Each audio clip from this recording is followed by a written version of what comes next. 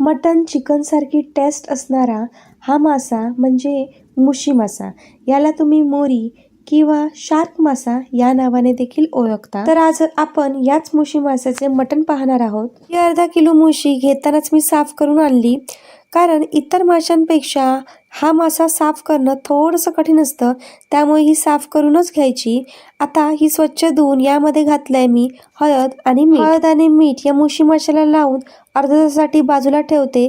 तोपर्यंत यासाठी लागणारं वाटण तयार करूया. वाटण्यासाठी मी इकडे एक मध्यम आकाराचा कांदा घेतलाय. हा कांदा भाजताना यामध्ये थोडंसं तेल घालायचं.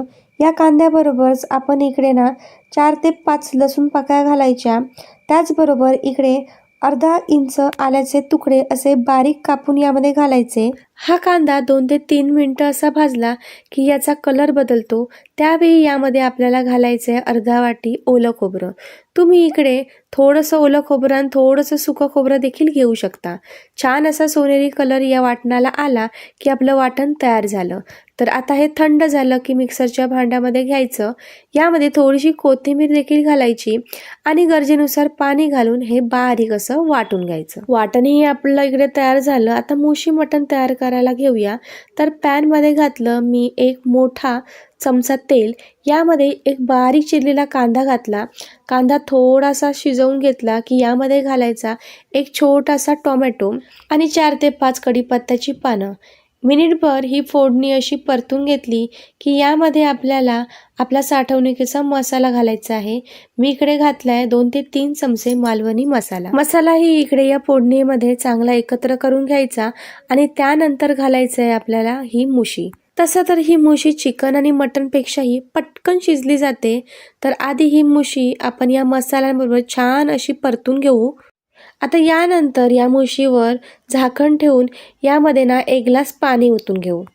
असं केल्यामुळे मुशी देखील थोडीफार शिजेल आणि त्याचबरोबर हे झाकणावरील पाणी देखील गरम होईल. आता याच पाण्याचा उपयोग आपल्याला या मुशीमध्ये करायचा आहे. त्याआधी ही मुशी हलक्या हाताने आपल्याला आधी परतून घ्यायची आहे. यानंतर यामध्ये हे गरम झालेलं पाणी घालून लगेचच आपल्याला वाटण देखील यामध्ये घालून घ्यायचे. पुन्हा एकदा ही मुशी अशी हलक्या हाताने या वाटणाबरोबर मिक्स करून घेतल्यानंतर ही मुशी आपण आता शिजवून घेऊ. त्याआधी यामध्ये 2 ते 3 अशी कोकमं घालायची की ज्यामुळे या मुशीला अजून छान अशी चव येते. 2 मिनिटाची अशी ही उकळी काढल्यानंतर छान आपली मुशी शिजेल आणि त्याचबरोबर वाटणामध्ये जर कुठे कच्चेपणा राहिला असेल तर तो देखील कमी होईल. इकडे हे आपलं मुशीचं म्हणजे मोरीचं मटण तयार झालेलं आहे.